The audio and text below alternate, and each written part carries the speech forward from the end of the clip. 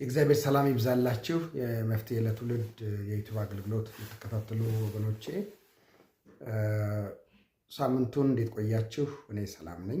ለማታውቁኝ ካሳሁን ተስፋ ይባላለሁኝ።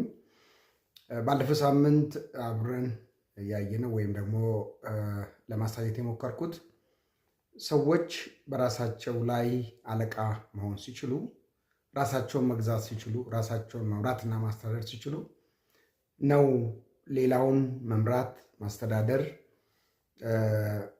መግዛት የሚችሉት የሚለውን ሐሳብ ነው ለማሳየት የሞከርኩኝ። ዛሬ አዲስ ሐሳብ አብረን እናያለን። ዛሬ አብረን የምናየው አዲስ ሐሳብ ወይም አዲስ ርዕስ እንመለሳለን በሚል ርዕስ ነው። እግዚአብሔር ለሰው ልጆች ሁልጊዜ እድል መስጠት ይወዳል።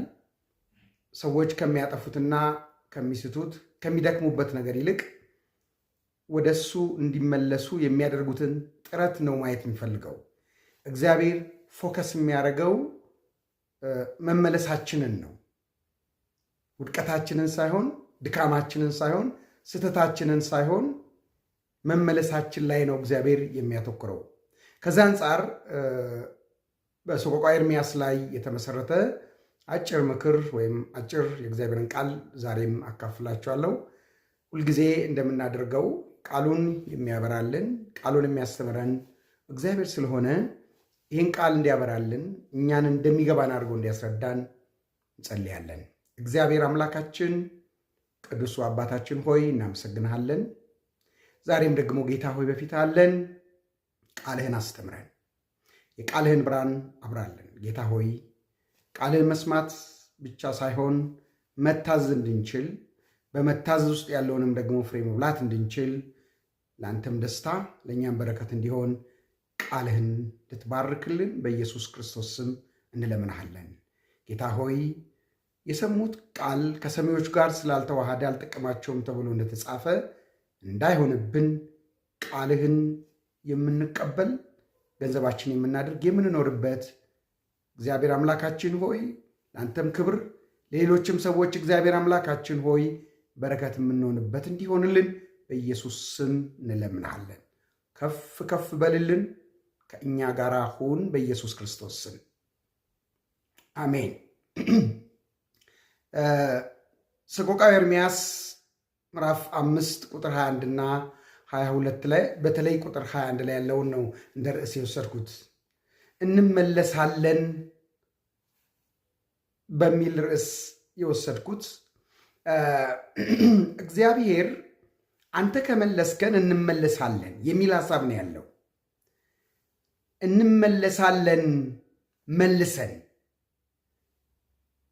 ዘመናችንንም እንደ ቀድሞ አድስ ይላል ያ ክፍል ቁጥር 21 ላይ።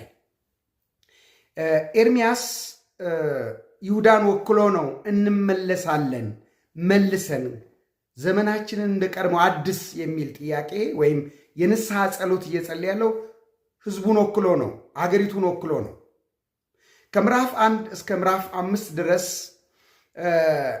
የሰቆቃወ ኤርምያስ ታሪክ እጅግ በጣም የሚያሳዝን ነው። የለቅሶ መጽሐፍ ይባላል የሰቆቃወ ኤርምያስ መጽሐፍ።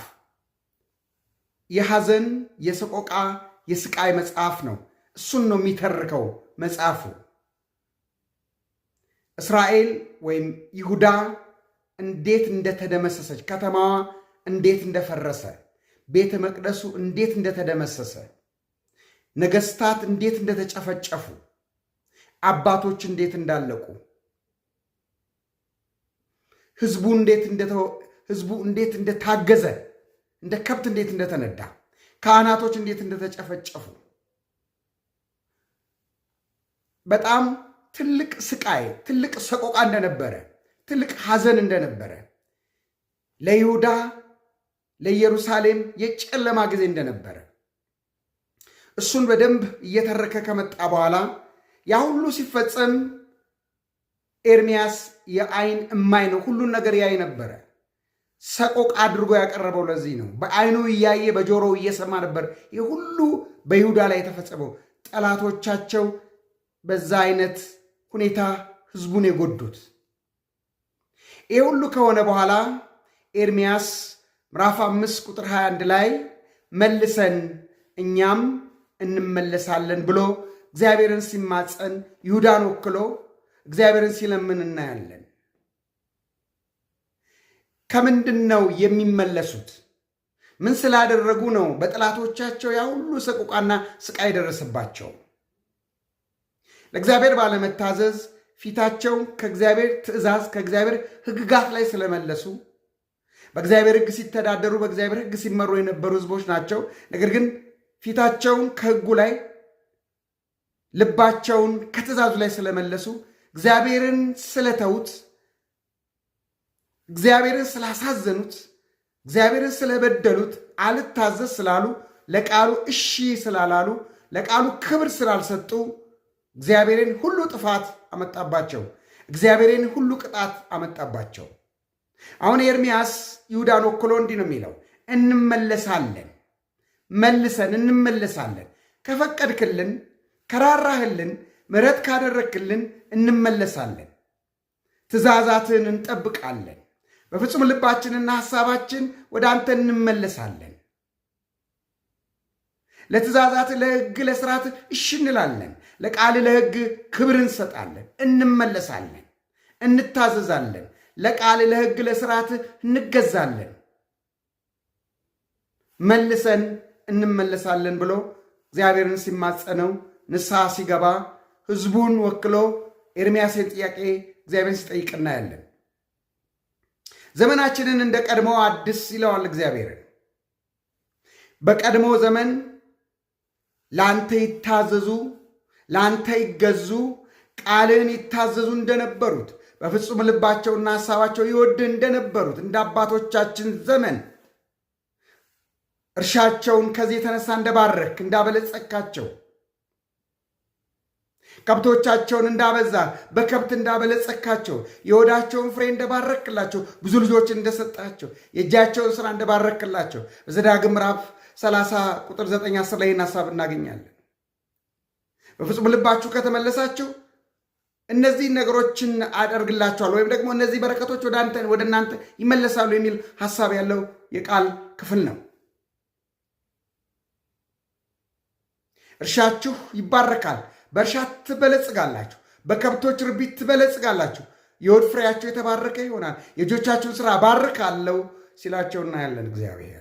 ልክ እንደዛን ዘመን እኛም ወደ አንተ እንመለሳለን፣ እንደ ቀድሞ ወደ ቀድሞ እንመለሳለን። አንተም በቀድሞ በረከት ባርከን፣ በቀድሞ ብልጽግና አበልጽገን፣ ምሕረት አርግልን፣ እንመለሳለን፣ ወደ እኛ ተመለስ ሲለውና እግዚአብሔርን ሲለምነው እናያለን። ኤርምያስ እንመለሳለን፣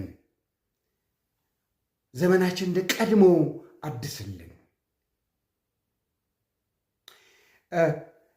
በኢሳይያስ ምዕራፍ 1 ቁጥር 19ና 20 ላይ እሺ ብትሉ ለእኔም ብትታዘዙ የምድርን በረከት ትበላላችሁ፣ እምቢ ብትሉና ብታምፁ ግን ሴፍ ይበላቸዋል ሲል እናያለን። ኢሳይያስም ይሄንን እግዚአብሔር ተናግሯል። የእግዚአብሔር አፍ ነው የተናገረው። ይሄ ከእግዚአብሔር ቃል የወጣ ቃል ነው። እሺ ብላችሁ ለቃሉ ብትታዘዙ፣ ለቃሉ ብትገዙ፣ ለቃሉ ክብር ብትሰጡ የምድርን በረከት ትበላላችሁ። ከብቶቻችሁ ይባረካሉ፣ እርሻችሁ ይባረካል፣ የእጆቻችሁ ሥራ ይባረካሉ፣ በሆድ ፍሬ ይባርካችኋለሁ፣ ብዙ ልጆችን እሰጣችኋለሁ፣ አበለጽጋችኋለሁ። እሺ ብትሉ፣ ለቃሌ ብትታዘዙ፣ በእንደ ሥርዓቴ ብትሄዱ፣ እምቢ ብትሉ ብታምፁ ግን ልክ በኤርምያስ ላይ በሰቆቃ ኤርምያስ ላይ የሆነው ነገር ነው የሚሆነው። በእርግጥ ቆይቶ የሆነ የሆነው ጠላቶቻቸው መጫወቻን ያደረጓቸው፣ አሰቃዩቸው፣ ብዙዎችን በግፍ ጨፈጨፉ። እምቢ ብትሉ፣ በሕጌ ላይ በቃሌ ላይ በሥርዓቴ ላይ ብታምፁ ግን ሴፍ ይበላቸዋል። ተርበዋል፣ ተጎሳቁለዋል፣ ተንከራተዋል፣ አልቀዋል። ይሄ ነው የሆነው። ጌታችን ኢየሱስ ክርስቶስ በዮሐንስ ወንጌል ምዕራፍ 14 ቁጥር 15 ላይ